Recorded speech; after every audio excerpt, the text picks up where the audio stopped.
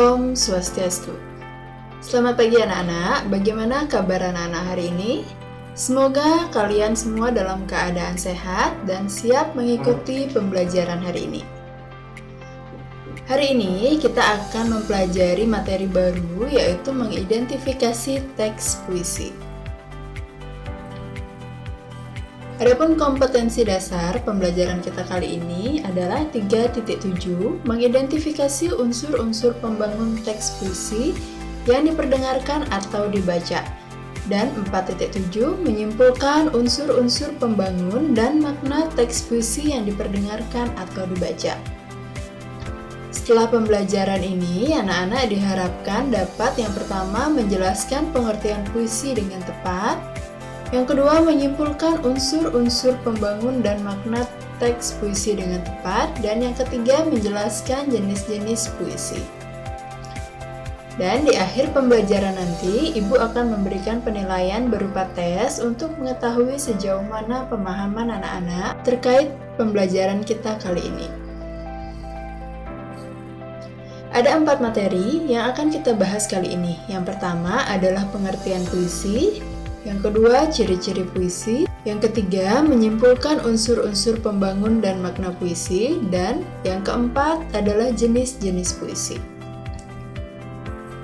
Nah, anak-anak, sebelum memasuki materi hari ini, apakah anak-anak pernah melihat atau mendengar cerita tentang tokoh berikut? Yang pertama ada Chairil Anwar, kemudian yang kedua Sapardi Djoko Damono, yang ketiga Taufik Ismail, dan yang keempat W.S. Rendra. Apakah anak-anak tahu siapa keempat tokoh ini? Ya, mereka adalah sastrawan Indonesia yang sangat terkenal dengan puisi-puisinya. Mungkin selama ini anak-anak juga sudah sering menulis puisi ataupun mengikuti lomba membaca puisi. Akan tetapi, apakah anak-anak tahu apa pengertian puisi? Mari kita masuk ke pembahasan yang pertama, yaitu pengertian puisi. Berikut Ibu tampilkan contoh puisi yang berjudul Aku, karangan dari penyair kita Chairil Anwar. Nah, jadi apa itu puisi? Puisi adalah salah satu bentuk karya sastra atau teks yang mengungkapkan pikiran dan perasaan dengan mengutamakan keindahan kata-kata.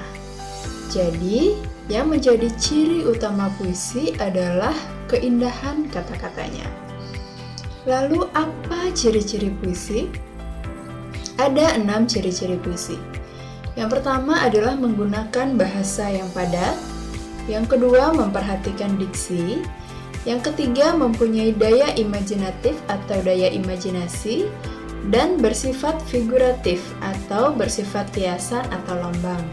Kemudian mempunyai rima, yaitu pengulangan bunyi yang berselang, baik di dalam larik sajak maupun pada akhir larik sajak yang berdekatan.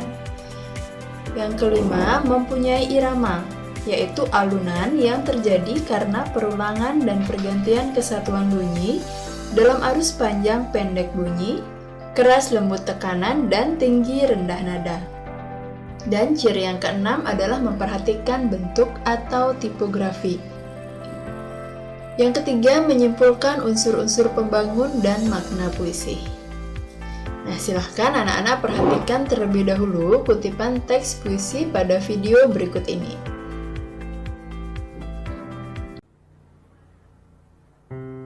Derai-derai cemara.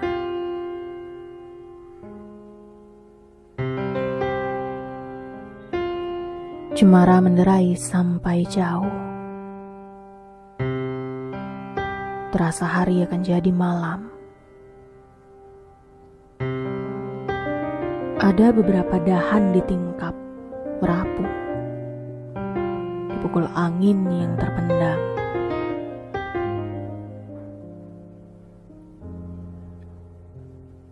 Aku sekarang orangnya bisa tahan. Sudah berapa waktu bukan kanak lagi. Tapi dulu memang ada suatu bahan yang bukan dasar perhitungan kini.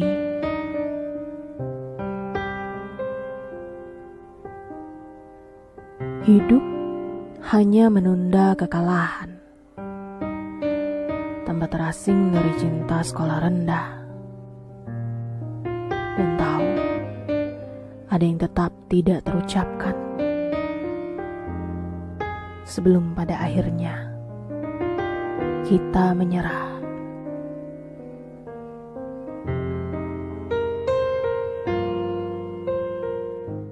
Apakah yang kalian temukan pada penggalan puisi tersebut? Yang pertama, dengan mengenali unsur-unsurnya, cuplikan puisi tadi dapat kalian pahami isinya secara mendalam. Dan yang kedua, unsur-unsur pembangun puisi terdiri atas unsur fisik dan unsur batin. Karena kedua unsur tersebut saling melengkapi dan mendukung, maka sebagai pembaca kita perlu mengidentifikasi setiap bagian unsur puisi dan menghubungkannya. Jadi ada keterkaitan antara unsur yang satu dengan unsur yang lainnya. Mari kita analisis puisi yang berjudul Derai-Derai Cemara tadi. Tema dari puisi tersebut adalah perubahan diri manusia yang terpisah dari kehidupan masa lalunya. Kemudian perasaan yang kita rasakan ketika membaca atau mendengarkan puisi tersebut adalah sedih. Kemudian nada yang digunakan itu agak merengek. Lalu diksi atau pemilihan katanya sederhana dan dingin, sehingga pembaca seolah-olah mengerti akan kesakitan yang dialami pengarang. Dan imajinasinya tinggi walaupun kata-kata yang digunakan pengarang sederhana. Yang berikutnya pemaknaan puisi. Ada 5 langkah yang dapat anak-anak lakukan ketika akan memaknai sebuah puisi. Yang pertama, mengidentifikasi kesatuan unsur pembangun puisi. Yang kedua, menentukan kata kunci dalam setiap lirik atau baris. Yang ketiga, mengaitkan maksud puisi dengan kehidupan nyata. Dan yang keempat, memfrasakan setiap bait puisi berdasarkan kata kunci dan realita. Yang terakhir, menyimpulkan keseluruhan isi puisi berdasarkan data yang sudah dihimpun. Mari kita lihat makna puisi Derai-Derai Cemara. Dalam puisi tersebut mengungkapkan tentang perjalanan seorang tokoh puisi yang hidupnya penuh penderitaan. Dia sempat mempunyai cita-cita cemerlang, namun pada kenyataannya hidupnya mengalami penderitaan. Semua yang kita ingin bisa miliki pasti akan berakhir, dan segala sesuatu yang bernyawa pasti akan mati. Materi yang terakhir adalah jenis-jenis puisi. Jenis-jenis puisi dapat dibagi menjadi 2. Yang pertama berdasarkan zamannya dan berdasarkan isinya. Berdasarkan zamannya, puisi dibagi menjadi 3, yaitu puisi lama, contohnya pantun, gurindam, syair, seloka, karmina, dan mantra. Pantun, gurindam, dan syair sudah kita pelajari di saat kelas 7 kemarin. Dan yang kedua ada puisi baru, contohnya balada, ode, satire, dan soneta. Dan yang ketiga ada puisi kontemporer. Berdasarkan isinya ada 3 jenis puisi. Yang pertama puisi naratif, contohnya balada dan romansa. Kemudian puisi lirik, contohnya elegi, serenada, dan ode. Dan yang terakhir puisi deskriptif, contohnya satire, kritik sosial, dan impresionistik. Nah anak-anak, demikian pembahasan kita kali ini tentang pengertian, ciri-ciri puisi, kemudian pemaknaan puisi, dan jenis-jenis puisi. Semoga pembelajaran kita kali ini bermanfaat untuk anak-anak. Ibu ucapkan terima kasih dan Ibu tutup dengan Paramasanti. Om Santi Santi Santi Om.